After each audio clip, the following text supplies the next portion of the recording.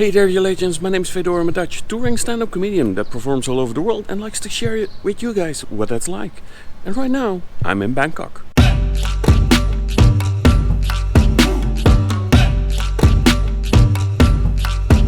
I'm really excited to be back in Asia because I haven't been in Asia since the pandemic started. And before that, I actually used to live mostly in Asia. I lived in Nepal for 3 years, Indonesia before that. So I'm really happy to be back in this side of the world. Gonna enjoy a lot of food. Jet lags are getting worse though, the older I get. I'm absolutely knackered. Bangkok is huge and has some very different sides. On the one hand you have like very modern areas full of skyscrapers with fancy bars, rooftop bars, sky bars, great restaurants. And although Thailand's actually very proud of the fact that they've never been colonized, I want to argue that they have been colonized by Starbucks because there are over 200 of them. But you also have some older neighborhoods that can be very busy, but also a few of them are very calm and it feels like you're getting away from the city. With small temples and just monks roaming around, quiet streets. Very relaxing. But in every side of the city you can find great food. From exquisite fancy restaurants to delicious street food. Getting around the city is pretty easy, despite traffic being chaos. You got the metro and the monorail, which together provide a great network to get around the city. Regular taxis during rush hour just get you stuck in traffic, but you got motorbike taxis that are a great alternative and a fast way to move from A to B.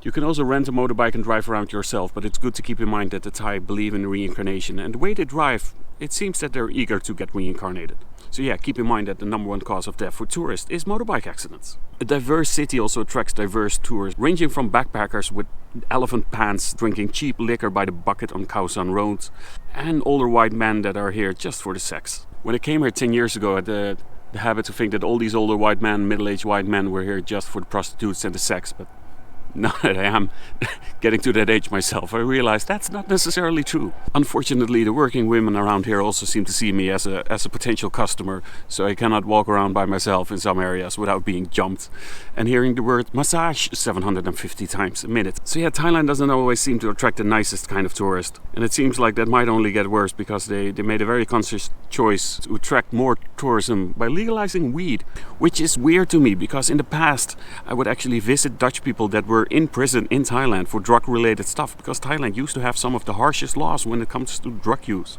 With the prostitution and weed, it's kind of like it's becoming the Amsterdam of Asia, which is also weird because Amsterdam's actually trying to get rid of that type of tourism.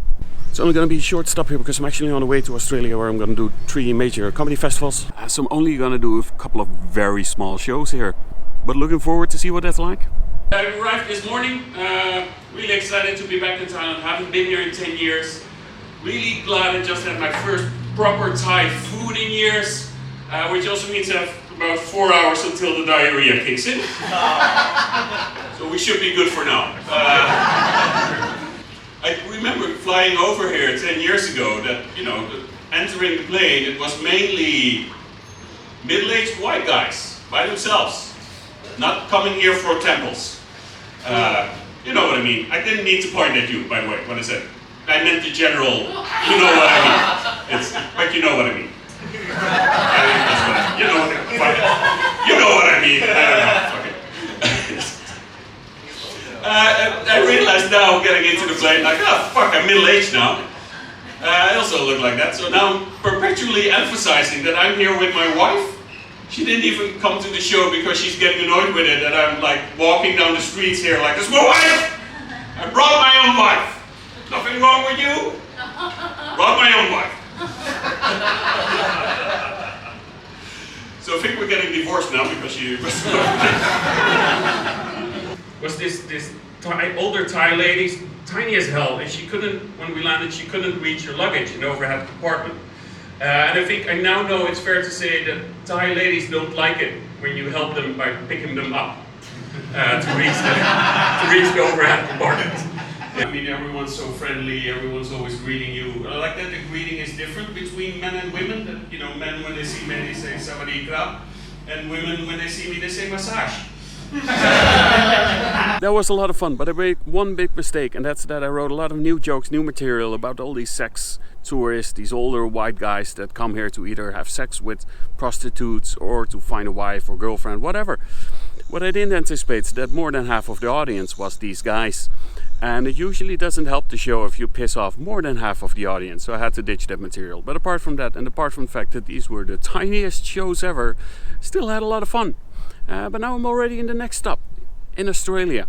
So if you enjoyed this video, please give it a like, because for every like, a hamster gets its wings. And if you haven't subscribed yet, and if you're curious to find out what the hell Australia is going to be like, give me a subscribe. You can actually also buy me a coffee through ko-fi.com, which actually helps these videos. Because I'm always on the road, I have to edit these videos in coffee shops, which means I occasionally need to buy a coffee, otherwise they kick me out. Anyway, see you next time.